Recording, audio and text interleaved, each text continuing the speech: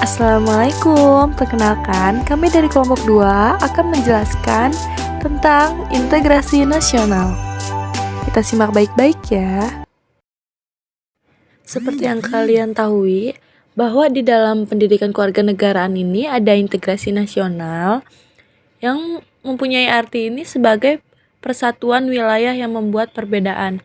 Maka dapat disimpulkan bahwa integrasi nasional ini untuk mempersatukan dari berbagai wilayah dan perbedaan.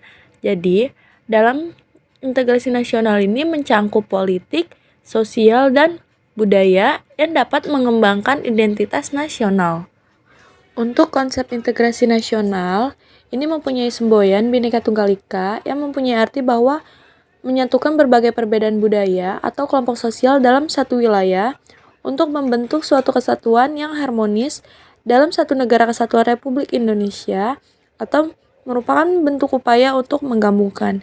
Jadi, untuk konsep integrasi nasional ini terdapat ada dari secara vertikal yang berartinya selalu melibatkan orang-orang dengan pemerintah yang hubungannya saling terintegrasi.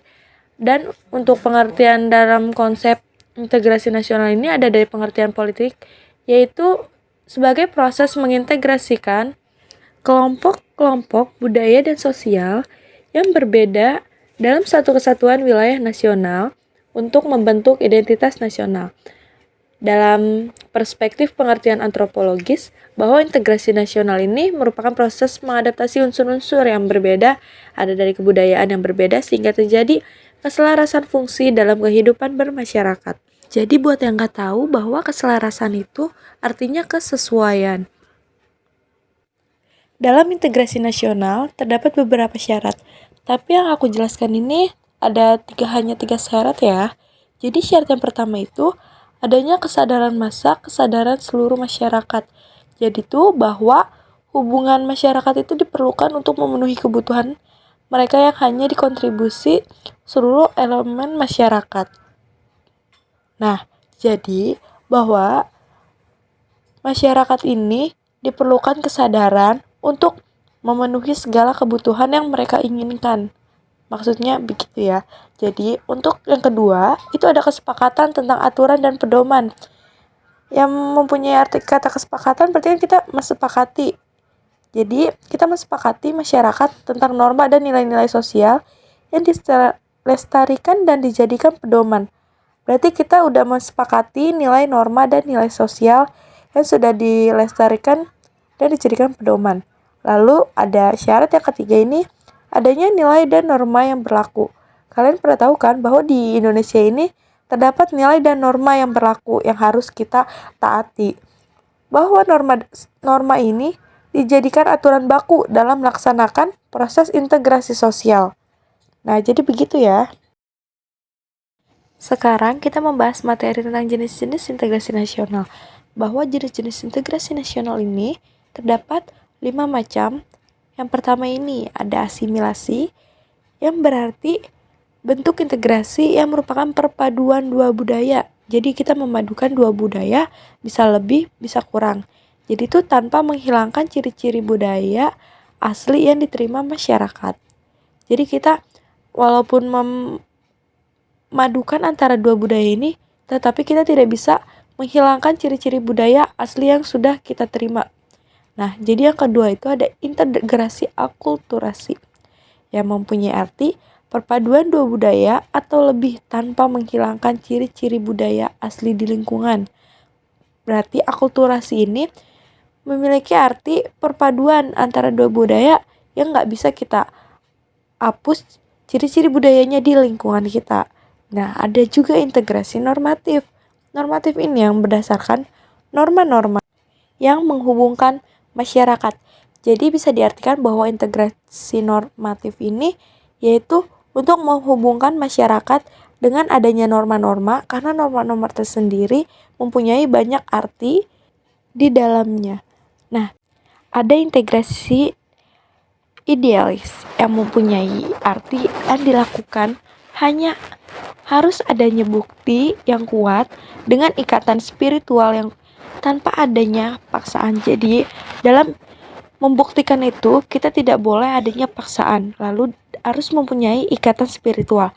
Nah, arti spiritual tersendiri itu mempunyai arti sebagai berhubungan dengan bersifat kejiwaan. Yang terakhir, ada juga nih integrasi fungsional yang berlangsung untuk semua pihak dalam masyarakat. Berarti yang berkaitan dalam integrasi nasional itu harus semua masyarakat di Indonesia. Faktor pembentuk integrasi nasional. Tadi kita udah ketahui kan bahwa integrasi nasional ini mencangkup ke dalam Bhinneka Tunggal Ika yang berarti persatuan. Nah, dalam faktor pembentuk ini tuh yang pertama ini ada perasaan persatuan dan perjuangan, perasaan berbagi nasib dan persahabatan yang sama. Berarti bangsa Indonesia ini harus memiliki arti persatuan dan perjuangan di dalam diri kita agar impian negara ini dapat tercapai dan terlaksana. Dan lalu yang kedua, ada menginginkan persatuan. Siapa sih yang gak mau persatuan di dalam negara kita? Bahwa negara kita ini udah memiliki negara kesatuan, tetapi masih banyak orang-orang yang belum mempunyai rasa persatuan. Nah, lalu ada cinta tanah air Indonesia. Bahwa kita sebagai penduduk di wilayah Indonesia harus mempunyai rasa cinta tanah air dengan cara melaksanakan hari kemerdekaan yang pada 17 Agustus. Lalu ada Hari Sumpah Pemuda yang dilaksanakan pada 28 Oktober. Lalu ada bentuk idealisme nasional. Nah, yang kalian ketahui bahwa arti idealisme tersendiri ini memiliki arti harapan. Jadi, idealisme ini berarti harapan sesuatu yang lebih ideal dari kenyataan yang mereka lihat. Jadi mereka ini menginginkan kenyataan yang lebih baik dari apa yang mereka lihat tersendiri. Nah, yang terakhir ini ada budaya gotong royong. Jadi bahwa dalam masyarakat ini terdapat gotong royong. Jadi untuk mempersatukan warga-warga yang terdapat di daerah masyarakat agar mereka menjalin komunikasi dan silaturahmi agar mereka saling mengenal dan dapat bermasyarakat dengan baik. Penghambat integrasi nasional tersendiri ini yang pertama itu ada masyarakat Indonesia yang beragam. Bahwa yang kalian ketahui bahwa Indonesia ini memiliki berbagai suku, agama, ras, dan golongan lainnya.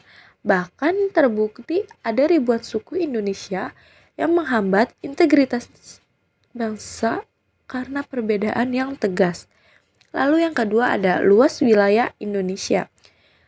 Kalian tahu bahwa Indonesia ini dikenal sebagai negara kepulauan dengan lebih dari 17.000 pulau yang dipisahkan oleh lautan luas. Lalu ada pembangunan yang tidak merata. Bahwa dalam pembangunan yang tidak merata ini semua masyarakat terdapat tantangan dalam melaksanakan integrasi nasional, yaitu ketimpangan pembangunan, bahwa wilayah Jawa dan Indonesia bagian barat mungkin lebih berkembang daripada Indonesia bagian timur. Hal ini dapat menyebabkan ketidakpuasan dengan beberapa pemangku kepentingan. Nah, yang terakhir ini ada erosi budaya adat dimulai. Nah, jadi budaya adat ini dapat lemah jika suatu negara Indonesia ini banyak membuat kayak pengaruh asing ini masuk ke dalam budaya Indonesia. Jadi budaya ini menjadi lemah sehingga kontak langsung ini dan maupun tidak langsung ini menjadi lemah. Untuk materi yang terakhir ini ada contoh integrasi nasional. Yang pertama ini ada seragam. Bahwa kita ketahui kan bahwa setiap sekolah ini kita harus menggunakan seragam. Enggak sekolah aja, tetapi di tempat kerja, di setiap ada acara-acara penting, pasti kita menggunakan seragam kan? Kita bahas pertama yaitu seragam dalam sekolah. Bahwa sekolah ini penting dalam kehidupan bernegara karena pendidikan ini tidak bakal habis pada masa kapanpun. Jadi seragam ini seperti setiap anak SD ini menggunakan seragam putih dan merah, sedangkan SMP menggunakan putih biru dan SMA menggunakan putih abu-abu. Jadi seragam ini terbentuk ke dalam hal yang sangat penting dalam hidup kita. Nah, lalu ada saling menghargai. bahwa kita hidup di dunia, di negara ini, kita mau sama siapapun kita harus menghargai kan. Jadi untuk saling menghargai ini kita dapat mengembangkan manusia untuk hidup rukun dan damai. Nah, jadi untuk kalian semua jangan takut untuk saling menghargai, karena saling menghargai itu sangat penting dalam hidup kita dan akan dapat mengembangkan yang ada di pola pikir kita. Nah, jadi lalu ada kepatuhan terhadap hukum, bahwa negara kita negara hukum, di mana kita harus menetapkan bahwa yang salah yang harus kita salahkan untuk kita laporkan kepada pihak yang berwajib, sedangkan yang benar harus kita bela. Nah, lalu ada gotong royong. Di sebelumnya ini kita udah membahas tentang gotong royong ya, tetapi kita membahas lagi bahwa bangsa Indonesia ini dikenal sebagai masyarakat yang memiliki nilai kemanusiaan yang tinggi, yang sangat mempunyai sosialisasi yang tinggi karena mau bermasyarakat dengan siapapun. Buat yang terakhir ini upacara bendera.